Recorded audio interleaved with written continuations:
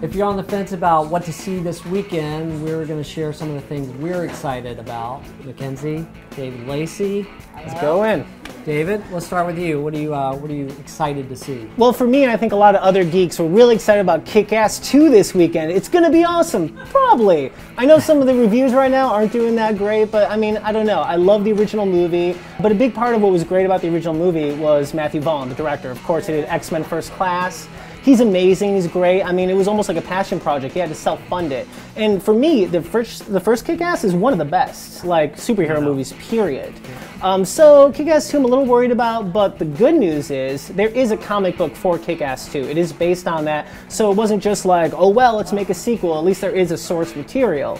I think he's going to be awesome. You know, I think that the thing is, you know, they're not going to have obviously Nicolas Cage, who was awesome in the original, who, by the way, if you don't know, was practically doing an Adam West impression, which is amazing, one of the highlights of the movie. But I think Jim Carrey, you know, he's one of these guys who's been a comedian for a long time. He's super funny, and I think he's going to be great. And like all politics aside, he always brings it, even if it's like one of those terrible like Penguin movies where he has to save the day. It doesn't matter. He's awesome.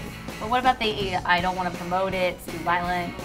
You know, I don't know. The thing is, it's like there is going to be a lot of violence in this movie. There's a lot of violence in the first one, you know? But at the same time, I don't know. Is all the press bad? Is it going to hurt it? Do you think the person who loved Kick-Ass is going to want to see Kick-Ass 2 is really going to be bothered by that? I don't think so. I really don't. I feel like the violence is like so silly that, and like over the top, like squishing people with a bulldozer and stuff. Like that's not really stuff that you could do in real life. So for me, it's like fake violence that doesn't necessarily count as much. I don't know. I don't know. I mean, the original one is really violent. I mean, when he's like in a chair on fire, like that whole scene was crazy. But you know, at the same time, I mean, we live in this society where everything's violent. You would turn on CBS. You know, if you don't have Time Warner, you turn on CBS, and that's like super violent. That's at like, you know, 9 o'clock at night. So for me, I mean, it doesn't bother me, but you know, at the same time, I think it's really cool that, you know, the director came out and he said, you know, we're cool with Jim Carrey feeling this way. You know, it wasn't like a big war. They could have gone like a weird direction. It didn't. So I think it's going to be awesome. Yeah, I'm excited for the movie. I mean, I recently went back and watched the first Kick-Ass, and I love it. I mean, it's a fun ride. It's just, like you said, I think it kind of redefines what a comic book movie can be. Totally. In so many ways. It's just, it felt new and unique. For movies, for me, they're entertainment. They can be art, but they're also entertainment. So for instance, I love Speed Racer. And like, I feel like Speed Racer is one of those movies that like everyone laughs if they didn't see it, but if they did see it, usually people like it. They got a kick out of it, even if there were a few things. And it's kind of like that, but the critics hated it. They thought it was the worst thing ever. So for me, it's like, just because a critic says that they hate it, doesn't mean it's going to be bad. You know, you have to make your own judgments. But at the same time, it is getting a pretty low rating on Rotten Tomatoes, so we'll have to see.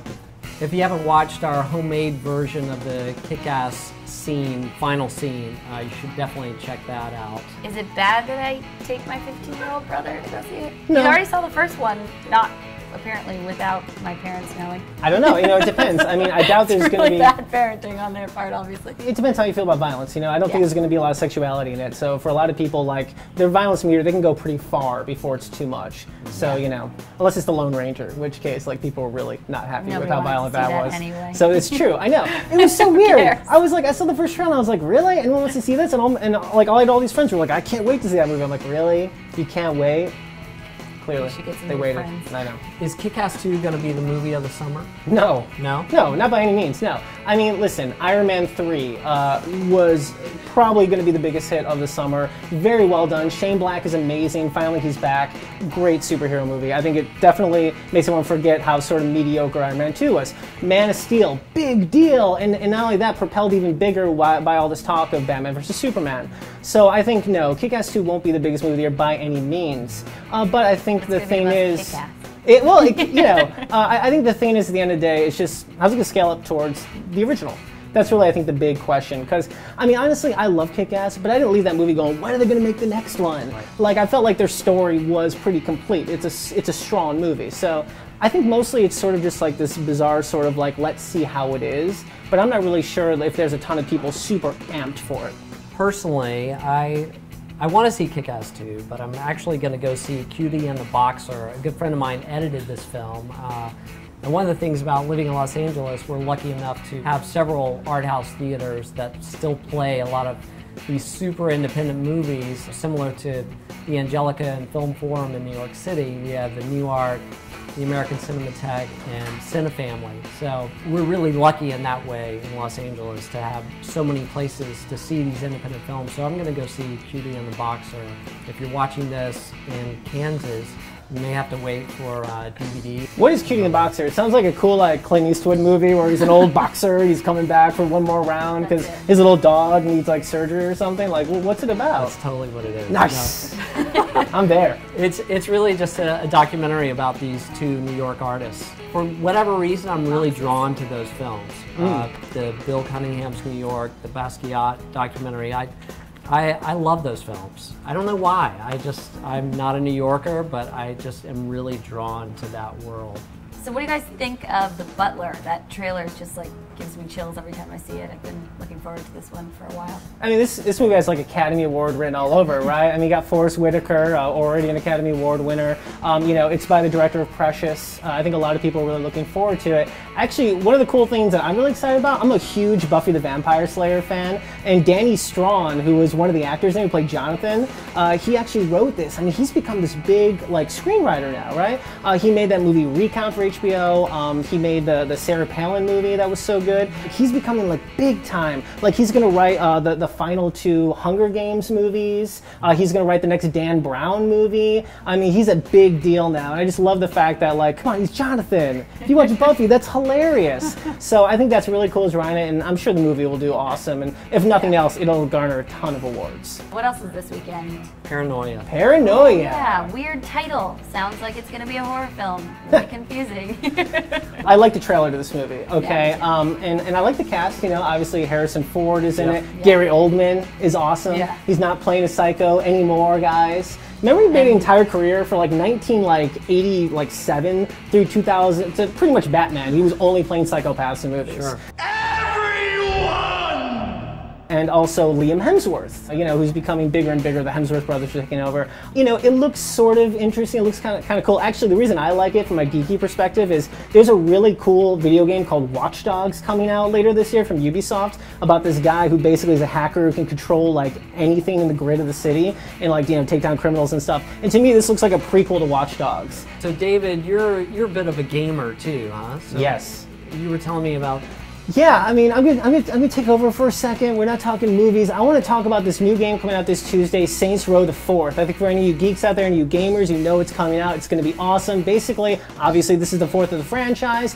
This is kind of a sandbox game, action game. It's kind of like Grand Theft Auto for you non-gamers. But essentially, what's really cool about this new one is they've totally changed the franchise. Basically, this is the story. You ready? Aliens come down and they trap all the humans, and they basically create this virtual world like the Matrix. And so, you have to be basically the leader of the Saints, and you have to try to save all your friends. And so you're in this world where now you have superpowers. So imagine this open world environment where you can go and drive cars and fly planes and stuff, but now you got superpowers. So you can jump really far, and you can glide, sort of fly. You can even, I saw this at Comic-Con, it was amazing, you can super speed around like you're the Flash. And it looks really, really good, and the frame rate's really tight. And on top of that, they have great sort of Ratchet and Clank guns that are totally crazy. There's one gun called the Abductor where you shoot it and everyone flies up into the sky.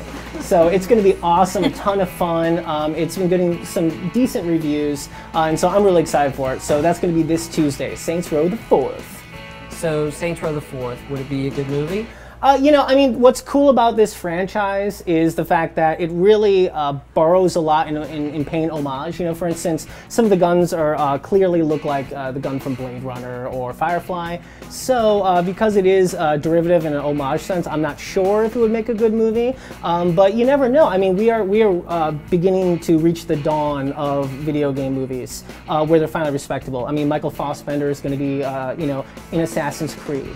You're gonna have the Splinter Cell movies with Tom Hardy. I mean, it's coming sooner or later. It won't just be oh, every video game movie is bad. Finally, we're gonna start seeing some really good ones. And Ubisoft, actually, which I talked about Watch Dogs earlier, they're leading the way. I mean, they're producing their own stuff. So the big studios really can't stop it like they did with Halo, for instance. Everyone wanted to see. So I'm actually really excited about that. In the next few years, we're gonna start seeing some really good video game movies. Finally, we've got Kick-Ass 2, Paranoia.